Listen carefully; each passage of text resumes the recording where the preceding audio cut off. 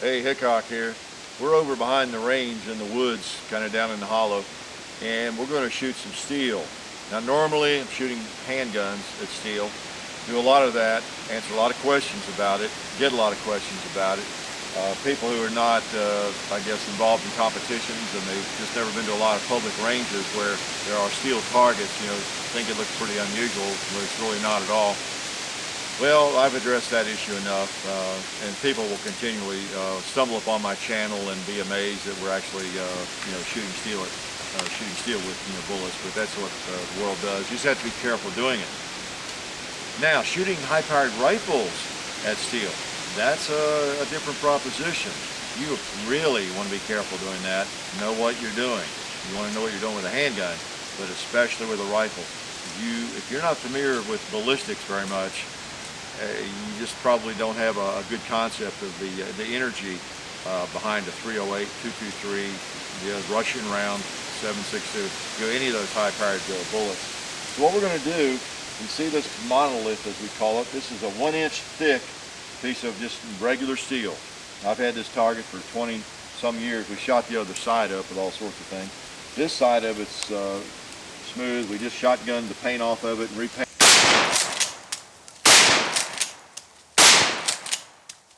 it, so it's fairly flat. I see some craters there where it's had pistol bullets hit it just slightly, but it's pretty good shape. So we're going to sacrifice it for the sake of the viewers and give you an idea of what these rounds will actually do to steel. All right. And by the way, this tree here I planted about 23 years ago, I guess. This old poplar tree. That makes you feel old when you you can climb a tree and be 50, 60 feet in the air. So what we're going to do, let me pick up this baby first. We're going to shoot it with a 223. Okay, hold back, gun's empty. We're going to shoot the top section here with a 223 round. All right, that's a 55 grain bullet. This happens to be a PMC standard ball ammo. So we're going to put 8 to 10 rounds right in that area. Hopefully, we're going to shoot from across the hollow. I don't have any scope sighted rifles or anything, but I think I can get them all pretty much in there where you can see what we're doing. All right, so we're going to do that probably first. Then we're going to take the Russian round 7.62. We're going to put those down on the bottom, like right there. So in that bottom section, you'll see the old Russian round. This happens to be an actual steel cased Russian ammo hollow point. We're going to fire some of those right into that section right there. All right. Hopefully I can hit it. I haven't shot that gun in a while. I think I remember where it goes. And then in the center, we're going to put the big boys, the 308. All right. M1A. We're going to pop them right there. At least try to. All right. So I'm going to be shooting from across the hollow, but 40, 50 yards away, but I think I can pop them in there to the point where you can tell something. All right. So we'll explain after we get finished, but we're going to have 223 in the top, 308 in the middle, and then the Russian round on the bottom. Of the three guns, I believe I'd give up the Russian round first. He's probably the bottom of the barrel. Not a bad gun, but so we'll remember it that way. He's going to be on the bottom. Now, what we've decided to do was two different things here. We're going to kill two birds with one stone. We're going to show you what these high-powered rifle rounds do to steel, which might be interesting to some of you if you haven't done that before. And then the other thing is we decided to set the camera up over here close to it and try to give you a view of the steel, or the bullets hitting the steel fairly close, up fairly close. This is something I'm interested in seeing too.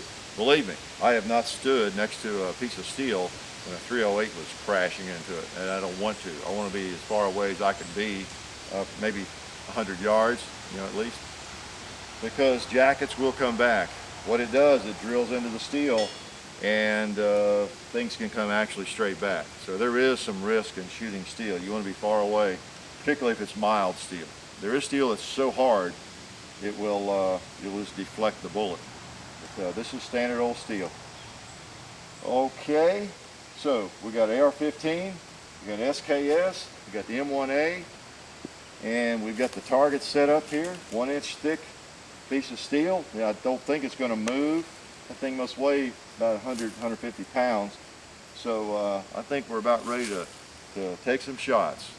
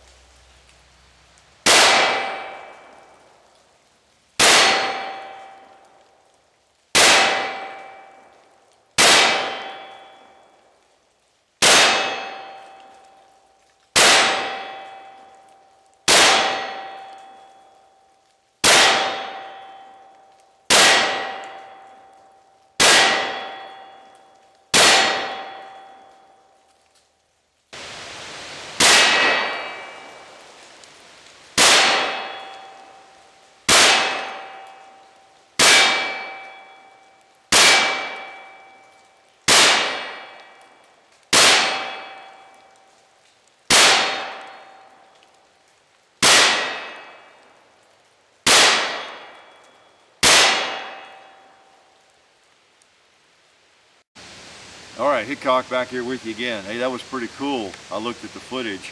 It's the first time I've ever seen a 308 or a 223 banging into steel from that distance. I guarantee you that. So pretty interesting. I don't think I mentioned that what we did was we set the camera up here. Oh, it's maybe 10, 15 feet away at a slight angle, and I bought a piece of plexiglass, pretty thick plexiglass, and made sure it was really clean, put in front of the camera just to protect the camera, and that was the only thing close to the action here. And we didn't have any splatter, you know, on the plexiglass, so camera survived, and so did we, because we were up on the other hill behind trees shooting and that kind of thing. All right, so you can see what we have. The 223 on top. Again, 55 grain ball ammo, just standard 223 ammo. I've put a dime here just so you can kind of get a frame of reference, something to kind of index it a little bit. You see what it does to the steel though. You saw that from the action shots. It digs a pretty nice little hole and it leaves a very sharp, jagged edge there. It really does. We have some knockdown targets we shoot with, you know, this way, and you have to be really careful to set them back up because you can get a nasty cut. But digs a nice little hole, you know, doesn't bounce off like a pistol bullet. Pistol bullet just hits, you might see a little indention right there. That's probably a 44 Magnum hit that, a hot one, and put a little indention. Nothing like what a metal jacketed high-powered rifle does. So that's 223. Hopefully you can get an idea what it does.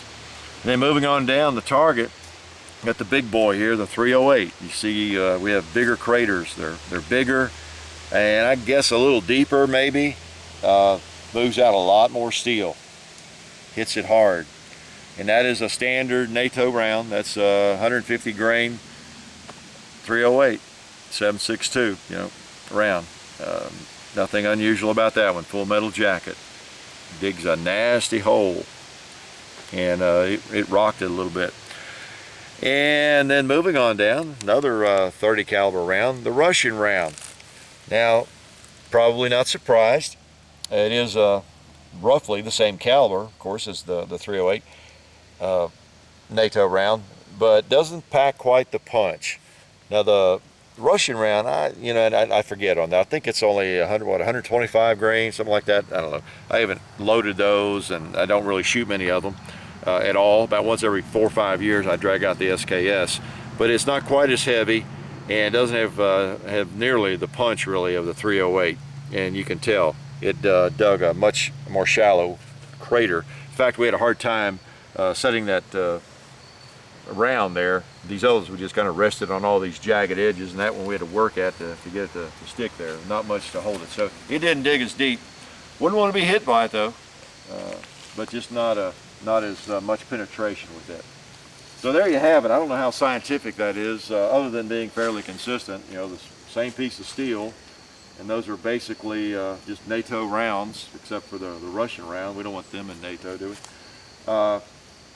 Same kind of stuff we all pick up at gun shows and wherever we can for a reasonable price to plink with. No match ammo involved there, just pretty good stuff. Shoots as well as I can. But that's a thick piece of steel, and that's what a jacketed round does to it. So you can see, you don't want to be too close to that. Again, I've mentioned from my experience, I have actually seen pieces of jacket come back 60, 70 yards and hit somebody. I had a friend out years ago, almost 20 years ago, and a piece of a 223 round came off of steel like this, back from across the hill on the other target range. He was shooting at something that was about 50 to 60 yards away, and it was a piece of steel. And what happened was it went in there and it came straight, or pieces of it came straight back out. And he was wearing kind of a vest with no shirt under it and got a little cut on his side from it. Now, you can get a wound and have to be shipped off to the hospital or anything, but it will come back. You wouldn't want that to happen. A lot of power in those rifle rounds. So, for what that's worth, hopefully that's fairly interesting to you. I'm anxious to see the final product. Obviously, this is one of our edited videos. You know, we don't edit many of them, but sometimes it just makes sense to do that. So, hope you enjoy it, and I'm anxious to see the finished product myself.